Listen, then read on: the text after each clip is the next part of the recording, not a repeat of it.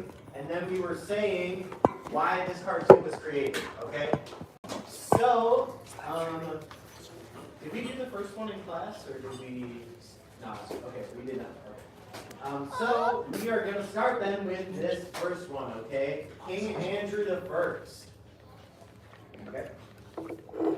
Which of these events is this cartoon representing? Which of these does this cartoon? Yeah. Okay. Okay, what does the king symbolize? Government. Okay, government, royals. Keep calling out. Rich. Power. I was about to say How much power? a lot. All of it. The Yes. whole damn city. All A of good the amount. power. A good amount. Right.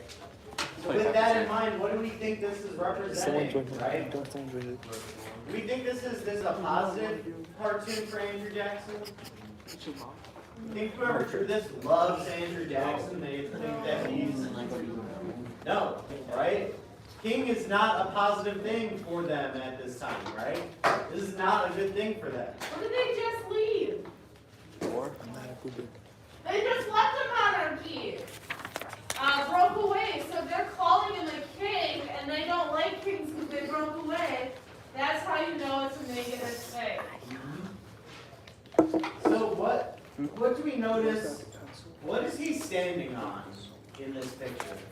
We look very closely. He's stepping on something. Oh, Constitution is one of them, yes. What is the other? US Bank. Yes, it's internal improvements to the U.S. Bank. Right? So, with that in mind, which of these do we think it is about? First one? It could be. It could be. Is there any that it's a little bit more about maybe? Opposed to national bank. Yes. Opposing the National Bank. Right?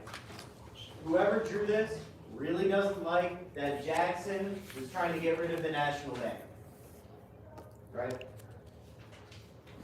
So, is that, I guess I just gave you the answer for why this cartoon was created, right? Who wants to repeat what I just said? Yeah. oppose the National Bank. No, not that, Oh. other bit. Yes, so that first box should say oppose the National Bank, right? It's representing Andrew Jackson's opposition to the National Bank. But why was it created? Why was this cartoon created? Like I said, is the person who drew this like Andrew Jackson? No. No.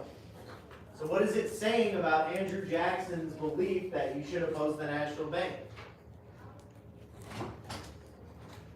Is the person who drew this, hello, is the person who drew this, are they okay with Jackson opposing the National Bank? No. No. No, they don't like it, right? So, if you have not written anything for that second box, that's what I would write. Is that the person who drew this doesn't like that Jackson opposes the National Bank. Okay. Number 2. Here, this second piece of propaganda here. Who are these people in the background wearing top hats? Who wears top hats? Abraham Lincoln. Abraham Lincoln, yes. Pilgrim. Abraham Lincoln does. What was Abraham Lincoln? Slave. Well, yes, he was the president, but what else was he? Was he a slave owner? He was not. Well, maybe he was a slave. Yes. These are All all presidents- What kind of? These are all true. Yes. What kind of class was he, as in social class? Mid. He's more powerful, right? He's got wealth. He I has thought he was a power, slave owner. right? So, with that in mind, who do we think these people back here are? Hmm?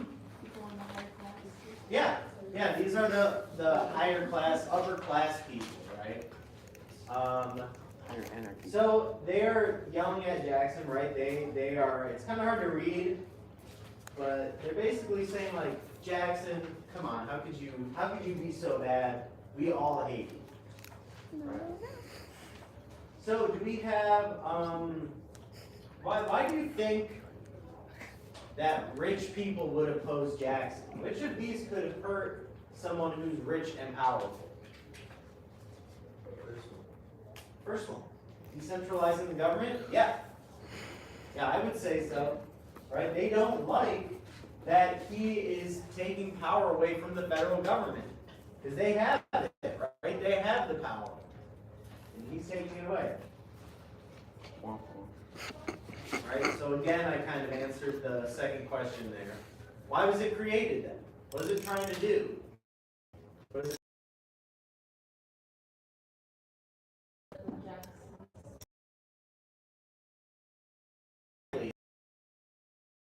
It's supposed to be a bad thing. Right. So, on to this third one then. This one, I think I said in class. This one is pro Andrew Jackson. Right? Andrew Jackson is supposed to be doing a great thing here, right? That is that he is slaying a many-headed monster. Right? What's something that we just talked about that we noticed? Right in the middle of this many-headed monster. The biggest head right in the middle.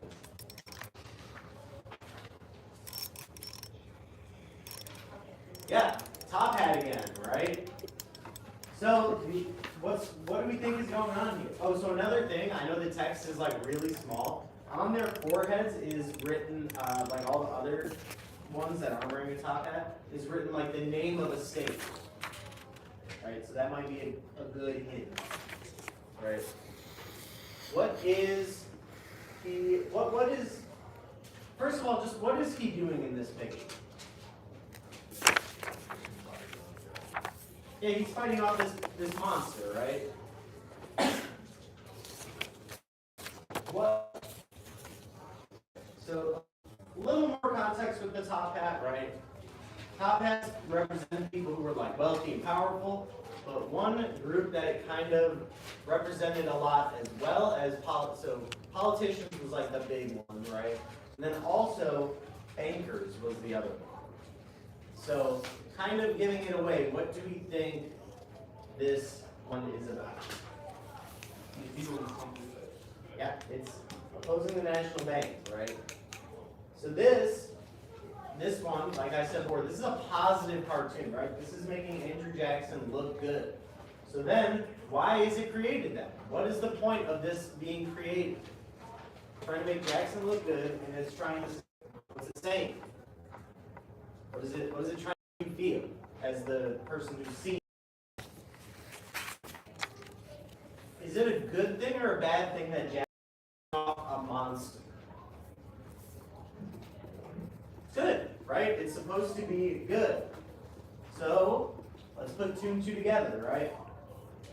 It's about opposing the national bank, and he's fighting a monster. What is this saying about Andrew Jackson?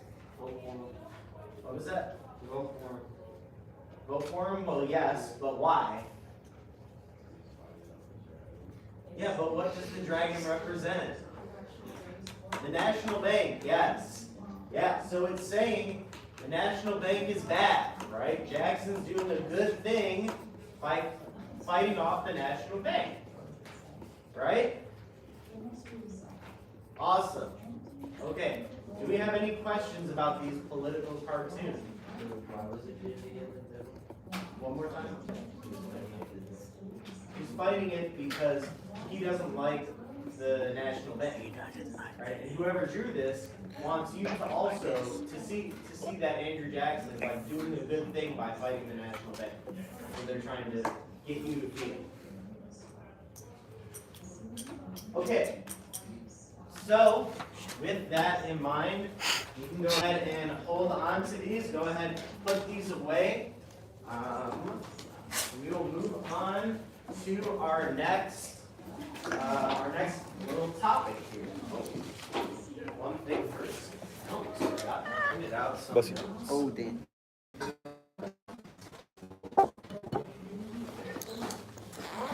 Yo, what up, class? Yeah. Fine. Yes. Yes. Hey, chat, should I go hustle? Bro. There's no one Chat, there. should I, hear chat, should I vote? Should I get on for it? Why we're standing If by I, it. if I get spiked up, I'm gonna run out. Yes or no? Chat, should I study for this test? Hey, Edgar, you're my left. You're my left.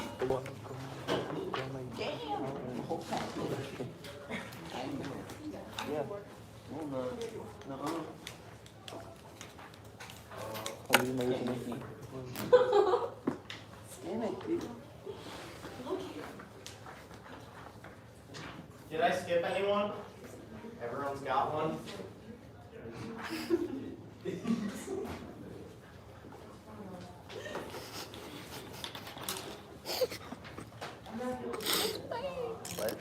He's watching. Oh my Okay. god, the one viewer. So, Hey, let's that's do me. me a favor, right? If we have our phone out, please put that away. Okay? We will not be needing it for today. I'm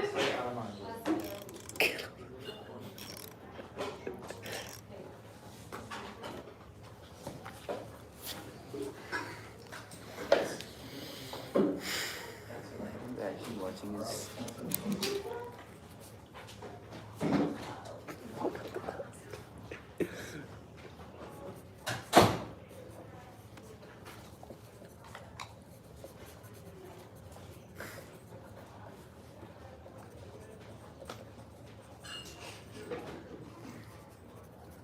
All right. So, just a little quick review about what we have talked about, right? Recently. We have this idea of manifest destiny. Who wants to remind me what that is? Manifest destiny. Yeah, expanding the U.S. Exactly. What Right does here. destiny mean? If something is your destiny. You're destined to do well in U.S. history. Like meant to be. Yes. You're all meant to know about your country. And now, wait, does anybody know the song Shut Up and Dance With Me? If something's meant to be, if we're manifest, where are you getting permission from? Who's giving Divine right. Yes.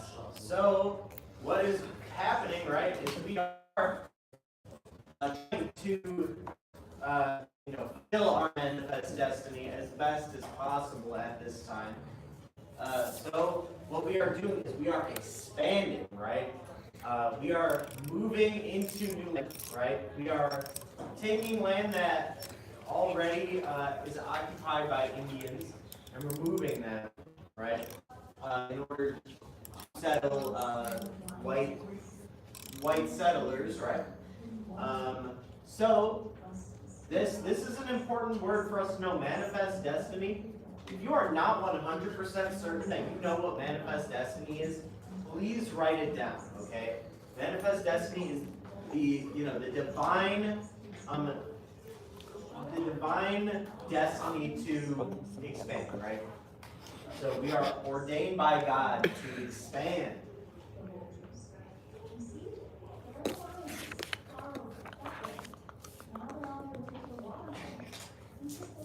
Alright.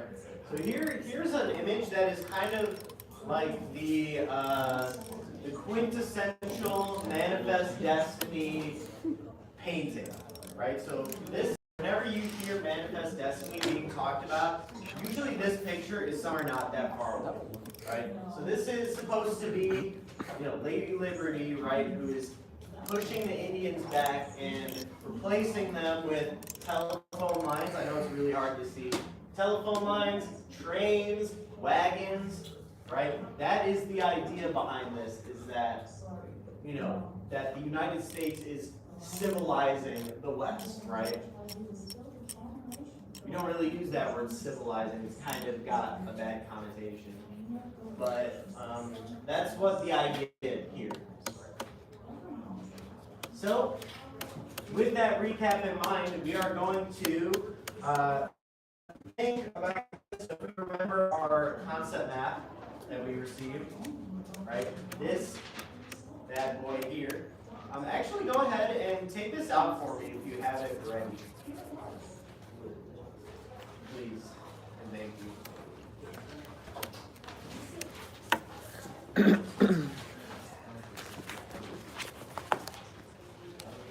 It's that single Got this sheet on that the we back. gave out to you guys on the first day.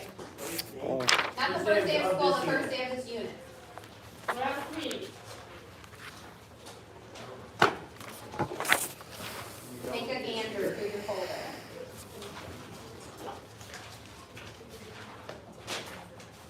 Does anyone not have this?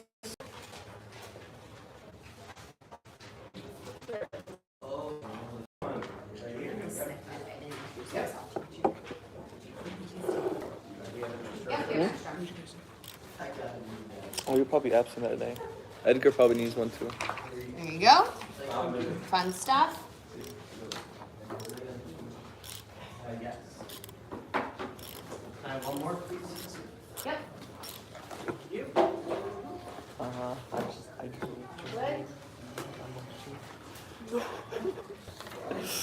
Okay, so if we flip to this side of our concept map, right, this side here, what we're starting to focus on are these left two columns, right? This is what we're going to be mostly talking about today. We're going to be talking about the economy at the time, right, especially in the South, and the institution of slavery, right? So when it comes to the Civil War, right, slavery is one of the biggest causes of the Civil War. It's like the big one, right? So it's kind of important to know about it, right? And we're going to discuss this today. Okay. So what I want you guys to do is also, if you look on the other side, there's that underlined essential question: in what ways is the Civil War inevitable? Right? That's the same question that we're thinking about today, right? Up here it says, was the Civil War inevitable? Right? How does what we're going to talk about today make the Civil War inevitable? Okay? Okay. So, like I said, we are going to be talking about the institution of slavery. Okay? So, I have this little visual map for you guys. This is a timeline of the transatlantic slave trade from about the mid-1500s until the start of the Civil War. So what you'll notice is it kind of starts off slower, right? There's not really a lot going on. You see a couple dots are going across the screen. Those represent ships that have crossed the ocean, right? That's where they were at that time. So you'll see around this time it starts to pick up, right? Early 1620s, right? That's when it starts going to what is today United States. But most of them are not going up to the United States, right? Most of them are coming here to Brazil or here to the Caribbean, specifically Haiti, right? That is the big destination where people are bringing slaves to do slave labor. So you'll notice by the end of the 1600s, there are so many more boats that are traveling than at the beginning, right? And a lot more are starting to come to the United States. But overall, I mean, it's starting to get a little hectic there, right? So it's just going to keep going to those same places, right? You notice there's a couple that come up to Europe, specifically Portugal. Right? Not a ton of slaves are brought to Europe from Africa. It's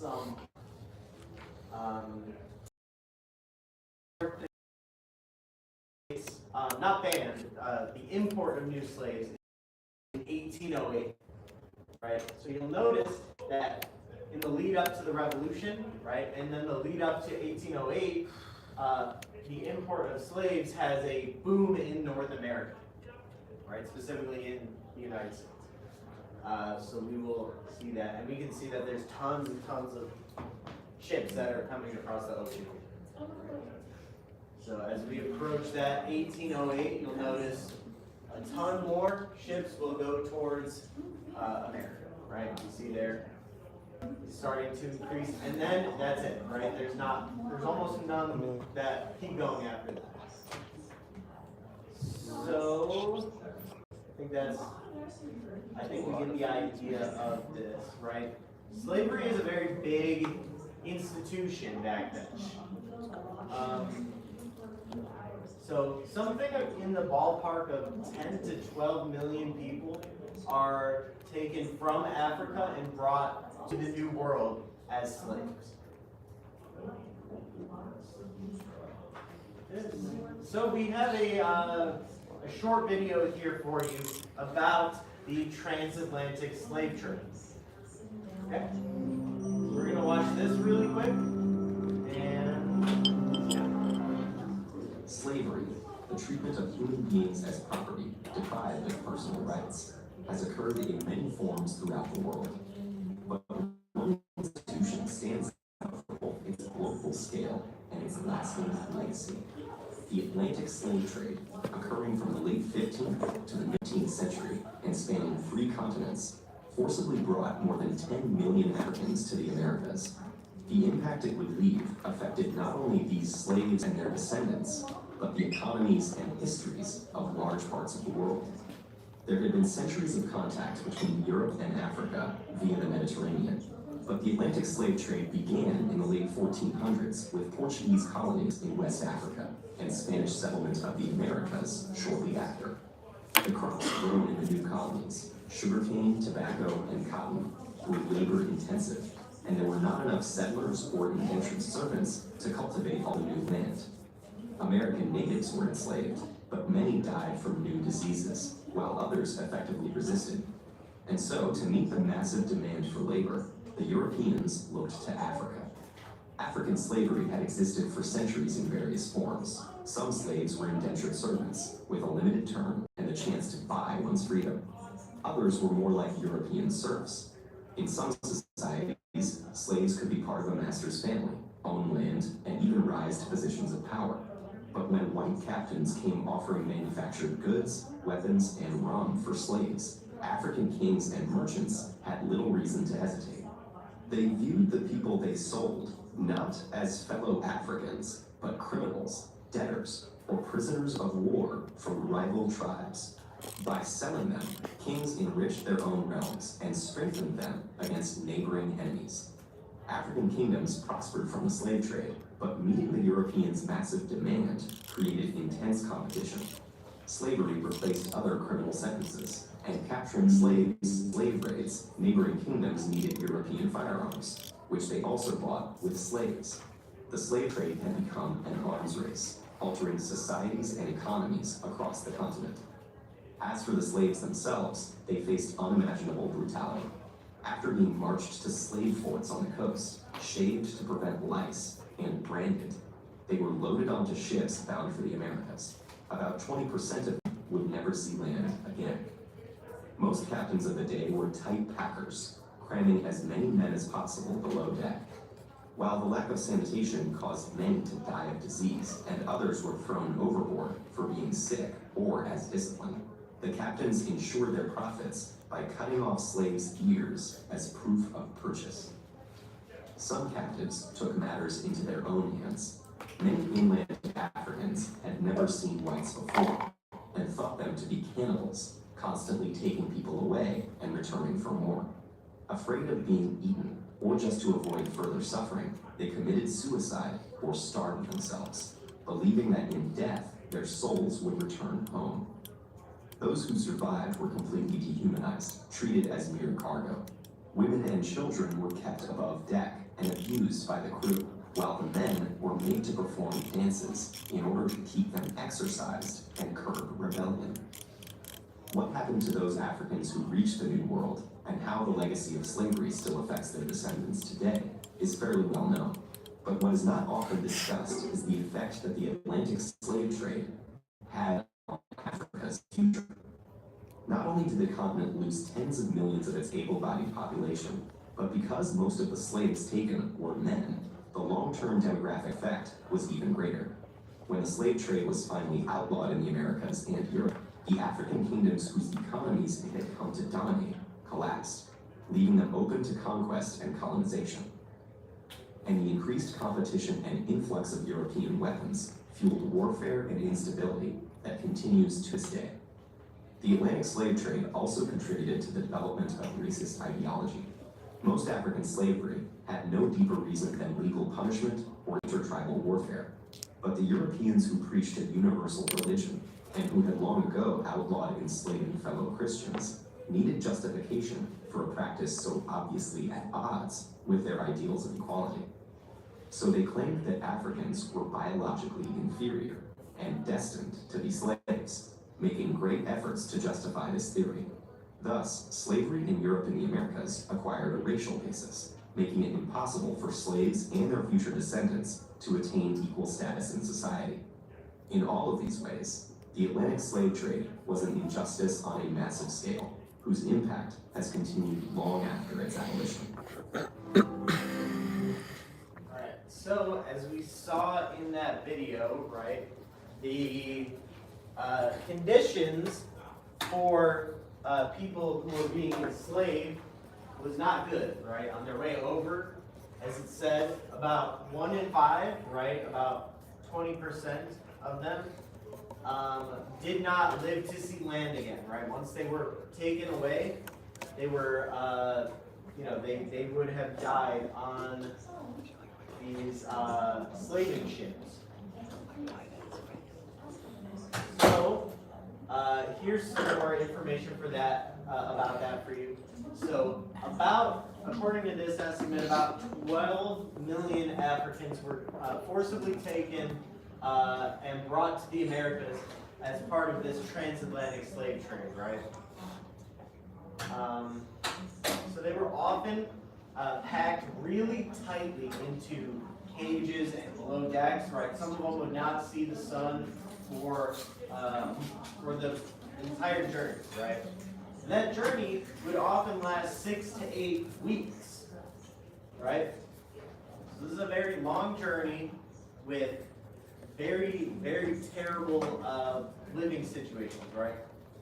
About 1 in 7 slaves dies en route to the passage, right? Or during the passage. So, a lot of people are getting sick on these ships, right? When you put a lot of people together for a long period of time, people get sick. So that would result in people dying, right? Or if there was a chance of an outbreak of some disease happening, people who were already infected with it would be thrown overboard, right?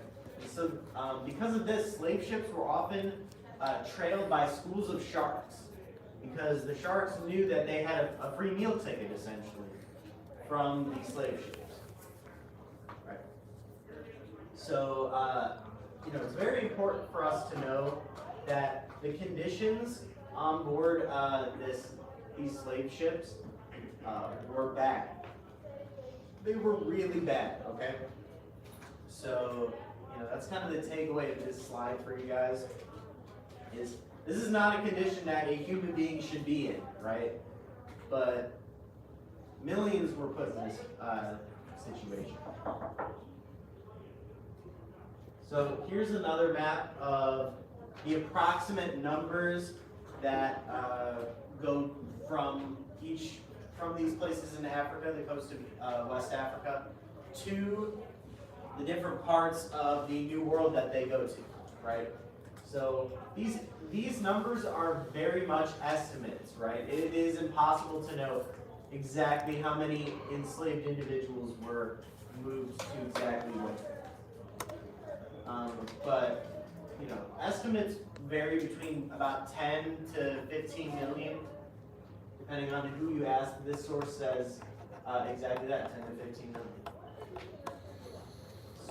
So here's a photo of a newspaper advertisement for enslaved individuals that was circulated.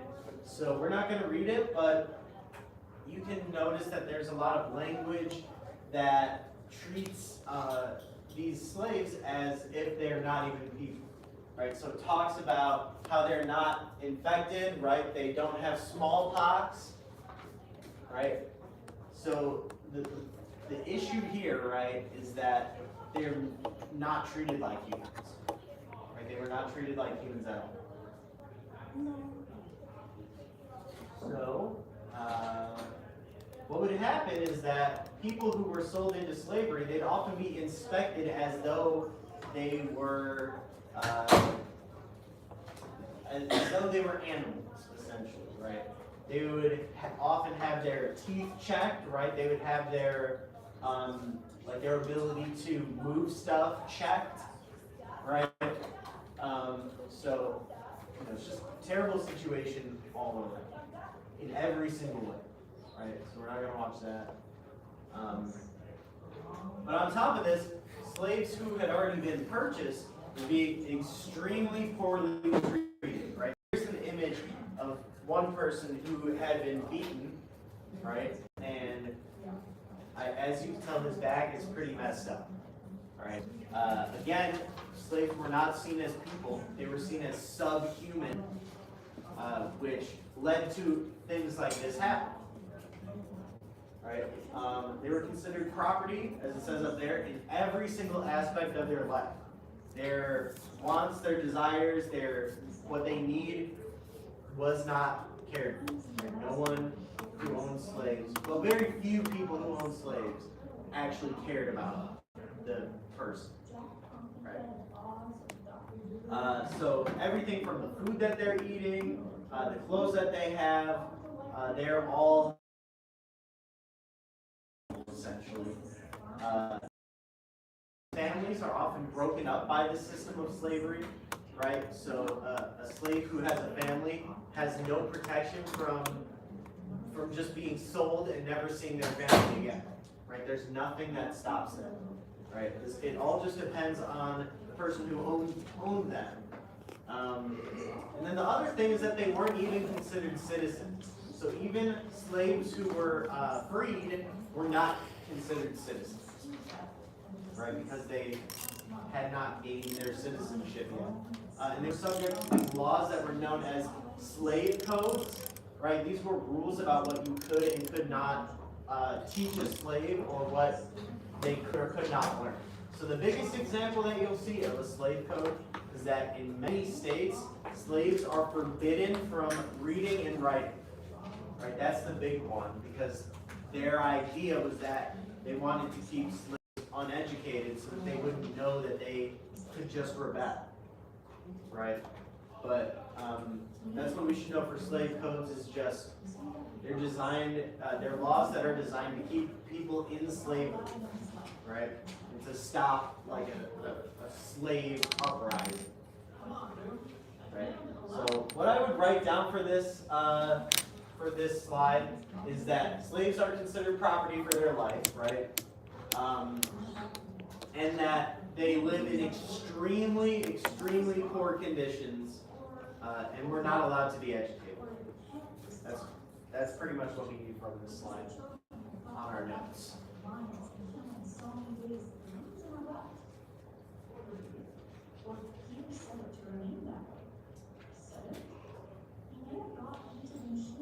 So here is a map for you of the slave population by area, right? So by state. As we can see, the one on the top is in 1790, and there is slavery. Pretty much, it's in the Virginia area is the main area, but it's also in areas south of that, right? Whereas by 1860, which is the year before the Civil War starts, it is all throughout the South, right? And it's pretty much illegal in the north, right? So one of the big reasons why slavery has this boom at this time is because of an invention called the cotton gin, right? So this is an invention that allowed people to produce more cotton in a quick time. This is a huge thing, you guys. Cotton, or slavery, I should say, was actually like on the decline prior to the cotton gin being invented. Once the cotton gin is invented, slavery is gonna go through the roof because they can make more of it, right? So the thing with cotton is a plant, right? It's grown, but what you think of as cotton, like the white like cloth that you get with like cotton balls, right? That is not the raw product of the plant. This is a treated product that has had seeds removed from it, right? And this is a very labor-intensive process. So an average person could clean about a pound of cotton per day, which is, for reference, a t-shirt is about half a pound. So a person could essentially make 2 t-shirts a day, right, worth of cotton. Whereas once the cotton gin is invented, this grows exponentially, right? The profitability of cotton increases by about 50 times, right? An average person can make about 50 times more cotton usable than they could before the cotton ball. So instead of making 2 t-shirts a day worth of cotton, someone could make 100 t-shirts a day worth of cotton, which coincides with this boom in slavery, right? So we have for you guys a reading about this boom in cotton. So should we just have them get started on it, do you think? And then bring it in tomorrow. So what I want you guys to do is to begin reading this and to answer the first 5 questions for tomorrow, okay? So there's 2 other questions that are on there, the ones that are under the critical thinking section. You don't have to do that one, those 2, right? Are you alright? So which ones are they not having to do? They're not going to do the ones that are under the section that is labeled critical thinking. So critical thinking, put an X through those questions. You don't have to worry about doing those ones. Just the first 5, correct? Mm-hmm. Okay.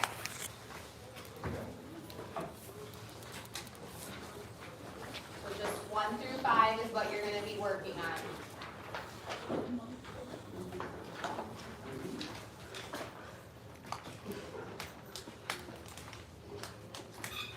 And there's an extra sheet of paper there for you so you can write your answers out. But what I want you guys to do before tomorrow is to know the information on this front page here and